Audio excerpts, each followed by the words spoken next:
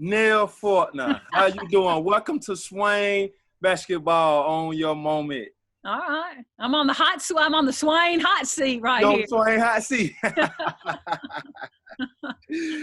Oh, man. So I'm glad. Thanks for having me on. Thanks for having me. Yeah, man. Thanks for inviting me. I appreciate it. Yes, ma'am. So, Coach Nell, how are you dealing with these different times right now, being that your players are away, you don't really have hands-on with your players right now? Yeah, it's definitely it's different, Swain. It's a different world, and it really makes you really think about ways to be creative, ways to continue to be motivational with your players, and right at the same time encouraging them and really helping them get through finishing up classes and finishing strong and continuing to do things the right way. But it's just like me and you talking. That's how we're talking to our players now, and it's challenging. Okay, that's good, Coach. That's good. So moving on forward, Coach, I wanted to talk to you about great legendary coach, champion coach. What drove you to want to pursue a career in coaching? I think every player gets inspired at some point during their playing time. I'm sure you did. It doesn't matter whether you're male or female. Somebody inspires you. And when you're young, then you want to be like them, Right. So I was really fortunate to have two really strong female coaches when I was in high school, when I was a volleyball and a basketball player. And I remember they were so inspirational to me, good teachers. I remember thinking, I want to be like them. I want to do what they're doing. Right. So they were my first inspiration. Then my college coach, Jody Conrad at the University of Texas, was really solid. And I knew I wanted to follow in her footsteps. So I was fortunate to have some good role models. Wow, that's good. And you having those role models led you to your coaching style today? I don't know if it's my coaching style. I hope I can be as good as what they were, but I think we all get inspired, and also we pick up probably some habits, some good habits from our coaches. And I was just real fortunate to be around some good, strong female leaders that were good teachers. And also good motivators. And so I feel like I learned a lot from them. Okay. So now, Coach, you're in Georgia. You're going on your second year at Georgia Tech. Yeah. How is that adjustment in the big city, Coach? In the big city of Atlanta? I love Atlanta. Yeah. Are you kidding me? What's not to love about Atlanta? Right. I mean, we might can say, well, the traffic, that can be something to deal with, but I love Atlanta. There's always something to do. Now, you're busy. We're busy as coaches. There's not a lot of free time, but when you want to go eat someplace good, when you want to go see a show, a concert, a sporting event, man, you got all these choices. You got a ton of choices. Yeah. So I've never lived in a city this big in my whole entire life, but I'm enjoying every minute of this time spent in Atlanta right now. That's good, Coach. That's good. Coach, this season before the quarantine, before we had to sit down, Coach, you had a pretty good season this year. Well, it was fun. It was a lot of fun. We were enjoying ourselves for sure, but I hate that it got cut short, Swain. That was a shame. Right. Let me ask you, Coach, what's your coaching style? What's your type of play? What type of players do you like in your system? Yeah, I like just really good players, Swain. Yeah. The best players. We like to play fast. We want to. We're just going into our second year, so we signed our first class last November, and we feel like we got some really good, strong guard play in that class where we can push the tempo, we can stretch the floor. We got 3-point shooters, kids playing off the bounce, just kids being able to do a lot of being versatile. We don't really want to put kids into, hey, you're a 5, you're a 4, you're a 3. We want kids who are versatile. Hey, you might have 5 players on the floor that are all 6'4". I don't know. Who knows? The game is really, it's moving into another direction where you got 5 out. You might post up your point guard. Who knows? If they're 6 feet tall, you can get them down there and post them up. So we like a style that's pretty wide open, and we're trying to recruit to that.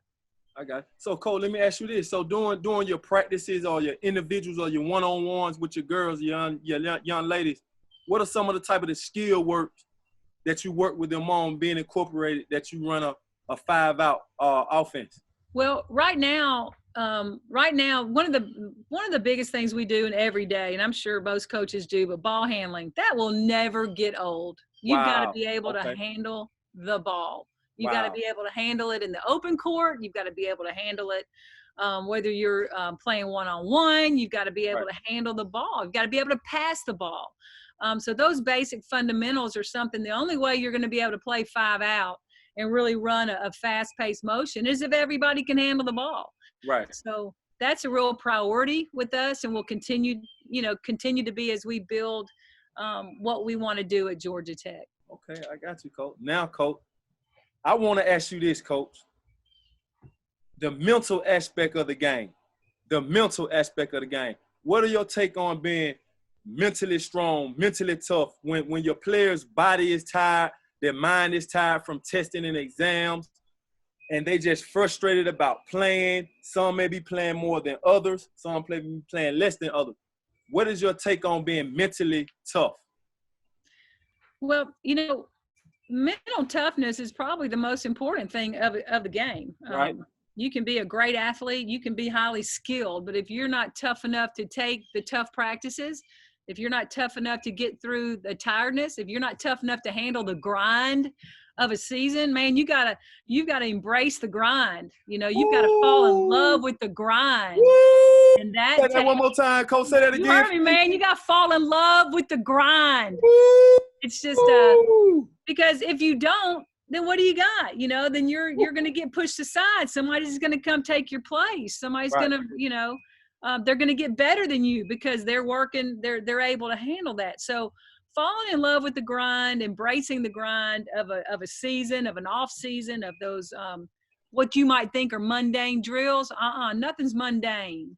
Nothing is. Coach, I'm gonna share something with you, Coach. So Swain Basketball, we thrive off of own your moment. Yeah. So I got excited when you said fall in love with the grind. Yeah.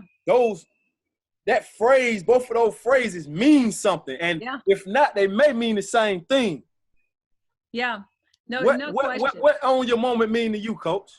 Own your moment is, man, when you've got, look, kids right now are in their moment. This is their time. So whether you're in the 8th grade, 7th grade, 12th grade, this is your moment. This is your time of your life where you can keep getting better, where you can where do you want to go? Where do you want to take basketball? What do you want to do? Do you want to be great or do you want to be good? Right, right. When you own the moment of who you want to be as a player, where you want to go, what are your goals? Then that's owning your moment. That's going to help you. How hard are you going to work? How much time are you going to put into this game? To me, that's owning your moment. Wow, that's big. I like that, Coach. I like that. No, some very important, Coach, that I think a lot of young ladies across the world may want to know. What's the youngest that you guys can start recruiting young ladies to play Division I basketball?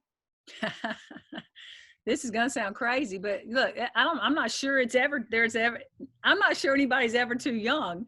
Wow. When you show skill, when you show skill, people are gonna notice that. Coaches are gonna notice it. You might be in the 3rd grade for all I know. Right. You might, because Swain, you've seen kids who just. You know what I mean? Like they might be 7 years old, man. They're ball handling. They got swag already, Right, right. But as far as us reaching out and really recruiting them, that doesn't really happen until they get into high school or maybe the 8th grade, whatever, when they start coming to your camps or something like that. But basketball coaches don't ever stop looking for talent, man. We're looking, I'm with you, be Coach. driving down the street and see somebody shooting on a driveway goal, man. If they got some form, I might stop and say, hey. You might stop at Alpha, huh? Hey, man, you never know.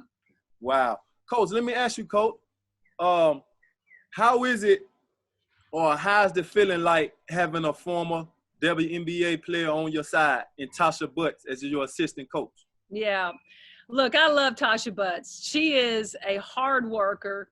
Yes. No nonsense, really a strong teacher and it's a bird dog of a recruiter. She just it is she's got a lot of potential. One day she's going to make a really good head coach. I hope I can keep her for a while. I think I Oh can. wow! Oh But wow! Wow! I just really, she's got a lot of wisdom behind her. Playing for Pat Summitt Right. at Tennessee, that goes a long way too. She learned a lot from Pat. We all have learned a lot from Pat. Right. But then having some professional experience for sure goes a long way. So she can relate to kids. She can talk to kids, our players, in a really good way, or maybe campers when they come to camp, about her experiences. I think we have a lot of experience on our staff about what it takes to play at that level. Right. If you want to be a pro, we can help you get there. If you want to be an Olympian, we can help you get there. So, right. And she has a lot of experience in that. And along with Blanche Alverson, Blanche played, got drafted. She also played overseas in Spain. So she's got some professional years under her belt. And that's been good for us. Now, Coach, did you coach the USA team, Coach? Look, did I coach it? We won a gold medal, Swain. Exactly. Yeah, I just wanted right. you to say it. Coach, right. I wanted you to say it. That's right. Won that gold medal. How was that experience for you, Coach? It was phenomenal. It was a lot of fun, a lot of pressure. Now, I'm not going to lie to you. Boy, I feel for Dawn Staley right now because I know she's got, great program at South Carolina doing what she's doing. And then she has the pressure of winning a gold medal. And I'm all for her, man. I'm her biggest fan in that. Oh, yeah, most definitely. But there's a lot of pressure with that because when you're the USA coach, there's only one scenario, and that is to win the gold medal. Right. Being the USA, it's not about second or third. It's about number one. That's period, right. In the sport of basketball. That's right. I'm glad you mentioned that, Coach. One thing I want to ask you, being that you coached that team and won a gold medal, the best team in the world, how did you get those young ladies to combine and believe in one and not so much about how many points they score and not being selfish? How did you get them to buy in to be able to play together and believe in one goal? The interesting thing about that, Swain, it is the best players in the world. They all have really healthy egos, right? And rightly so. That's why they're great. But when you're talking about an Olympic gold medal, it's very easy because they want that gold medal, and they'll do whatever it takes. They'll sacrifice whatever they need to sacrifice. Right. And that was one of the neatest things about coaching that team. Every practice was highly competitive because they wanted to get their playing time. But however the chips fell with who was going to start or get that playing time, they were all going to get that gold medal when they won. So that was very, very important to them to win. Wow, that's huge, Coach. That's huge. That's huge, man. That's huge. Wow. Fun bunch to coach. That level is fun to coach, man. So, Coach, let me ask you this. At what point during this season, throughout the course of your season, that you feel like you had to own your moment during the game? This season was interesting in that we had a really fast start. We did some good things early, and all of a sudden people, we're all going, okay, I think we can be pretty good, and I think we were surprising people. And, Georgia Tech wasn't supposed to be that good this year. We were picked 12th in the ACC. We weren't supposed to finish 7th. We weren't supposed to go to the NCAA tournament, but you beat all odds. Yeah, man, we were beating all odds. Those kids worked hard. They believed, they bought in, and it was a lot of fun. But we went through a rough patch. We lost 5 games in a row in conference, and that could have sunk a lot of teams. And that was hard. Look, man, as competitive as we all are, that was hard to lose 5 in a row when we shouldn't have lost some of those games. But we just couldn't pull it out. So owning your moment was that the next game after we were 5 in a row, we needed to win, man. We had to win. We went up to Pittsburgh, and we were playing that game. Pittsburgh was giving us a really tough time, and then we started pulling away. Right. And I remember sitting there thinking, okay, we're going to be okay. We're going to be okay. This team still knows how to fight. They still want to win.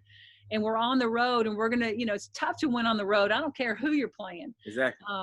But that was a time where I think we all stepped up and owned the moment right there. Like, hey, we're getting ourselves out of this hole right now. This has gone on long enough. We're getting ourselves out right now. And we did. And we went on and did some good things to finish the year out. So I was really proud of everybody at that point. Wow, that's very impressive, Coach. That's very impressive.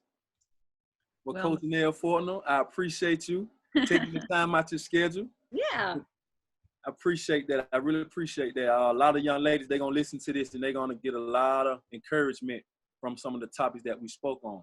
Well, I hope they do, and I wish them the very best, Swain. You do a great job, man. Keep doing what you're doing. I really appreciate it, Coach. I appreciate it. All right. Take care. All right, you too, Coach.